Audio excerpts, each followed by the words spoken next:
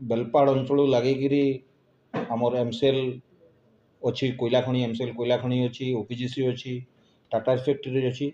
किंतु कौन भी सीएसआर फंड रे जनसाधारण मान सुविधा पाइबार ना से आमर आंतरिक दुखर सहित मुझे आज आपको जनाऊँ दीर्घ केते वर्ष है गोटे ओभरब्रिज आप देखो सुख पट्टनायक छक जोटा कि गुमाटर बनभाल को जाऊँगी से ओभरब्रिज दीर्घ मोर हिसाब से 3 4 कि 5 वर्ष होगा पड़ी रही जो से बहुत लोक एक्सीडेंट होकर मर्माहत भी होती आहत भी होती एवं केते जन मृत्युवरण भी करिसेंती किंतु एमसीएल ता प्रति कौन दृष्टि आज पर्यंत देना ना जिला प्रशासन कि सरकार आ प्रति दृष्टि दौना से आपण मान जरिया मु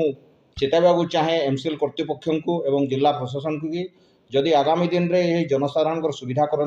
दिया न जाए एवं रास्ताटा को जदि संपूर्णकरण ओभरब्रिज कर दिया न जाए ताहले आगामी दिन में गोटे बड़ धरण